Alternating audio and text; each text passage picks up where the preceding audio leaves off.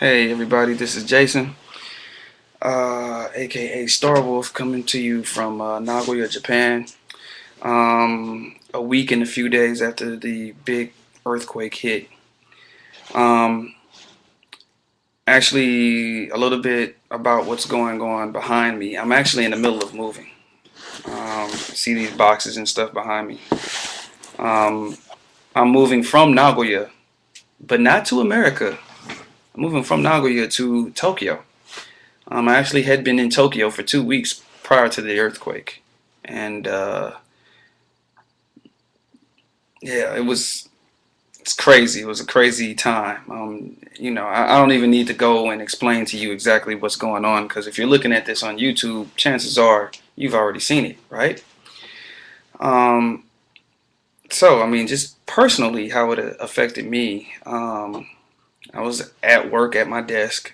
I work as a multimedia producer right now, and the earthquake hit. I ran up out of the building. I'm not gonna lie.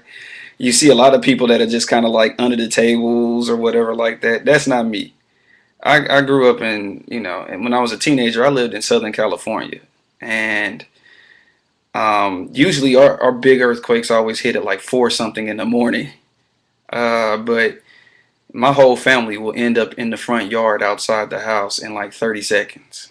So and not just us, like usually in the front yard of every house on our street, you get to see what everyone's pajamas look like. So that's how I roll. As soon as it hit and it started, it felt like it was about to get bigger. I just ran. Everyone else is just kind of moping around and just like la la la. No, not me. I'm going outside where like the building can't cave in on me into the parking lot. So that's what I did. Um, I can laugh about it now, but it was quite scary. And then, of course, as you know, the trains and stuff got shut down. And so we were thinking we were going to have to spend the night in the office. But I got lucky, and the train line that actually goes past my house started working at about 11 o'clock at night. So I got home. Didn't get much sleep because of all the aftershocks. Yeah. But again, I feel fine because aftershocks mean that the earth is trying to resettle itself. So that's a good thing. That means that we won't have another huge earthquake for a long time, hopefully, right? Um, so, first, let me assuage everyone's fears. I mean, I think the big thing right now is everybody's worried about the radiation coming from the plant, from Fukushima Daiichi in Fukushima Prefecture. Um, One, yeah, if I was right on top of the plant, yeah, I'd be probably a glow stick right now, right? But Tokyo is about 3.5 hours, give or take, by car from the affected area. Um, Roughly about 220 kilometers, about 160, 70 miles. Oh, no, no, no. Yeah, yeah, yeah. Something like that. It's far. Okay. Um, I'm more concerned with the aftershocks, like making my bookcase fall on me.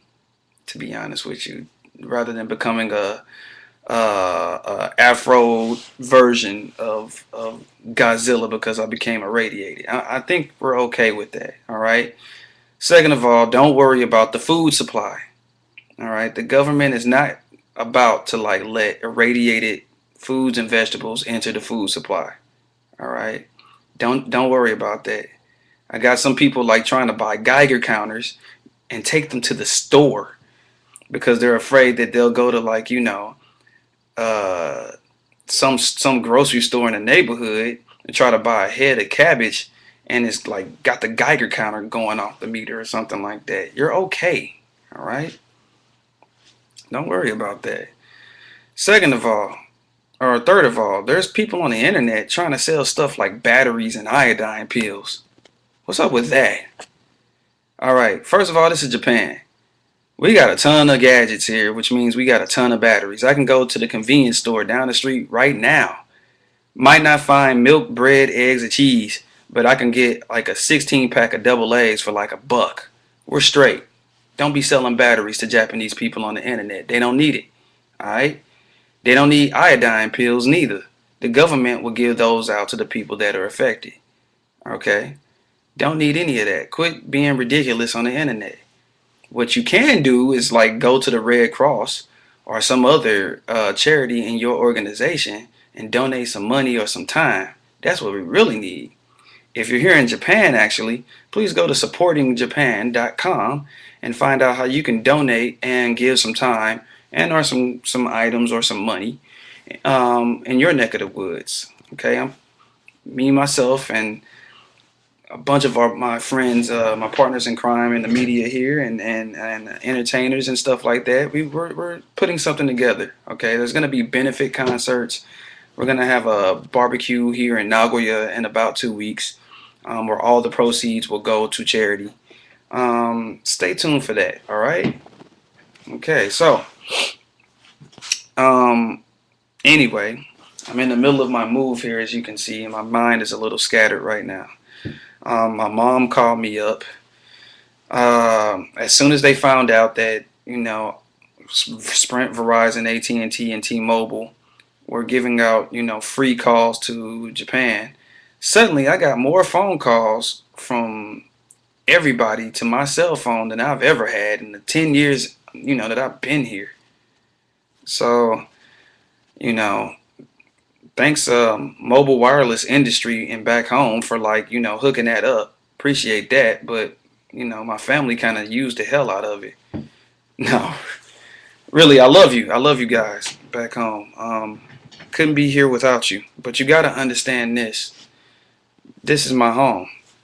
I spent a good deal of my life trying to build something over here, and for me to just hop on a plane and just abandon it and abandon so many good people, I can't do that. My own mom, out of her compassion for me, I won't say it was a little selfish remark, but she misses me and she hasn't seen me in a year, and so she just wants to make sure I'm safe. So I know why she said it. But she said it and it kind of hurt me a little bit. She said those people, meaning Japanese people, they have no place else to go, but you can come home. And really, I mean, she's stating a fact. They don't have anywhere else to go, but I can always get on a plane and go home, go back to America. But this is my home, and I want to help the people that live here. Yeah, I'm American. I love my country. I'm patriotic. You know, red, white, and blue, and all that. Statue of Liberty and a partridge in a pear tree.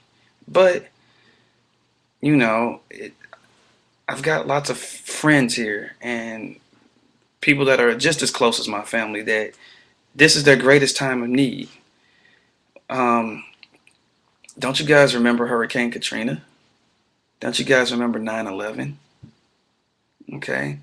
Especially 9/11. Everybody became a New Yorker that day, right? I never seen so many American flags not on Independence Day. Hell, even on Independence Day, I never saw so many American flags being flown and so many people proud of their country and trying to stand united. It's the same thing, Here in Japan, there's a great deal of xenophobia that goes on. Japan is like a 98% homogenous country where everyone's Japanese.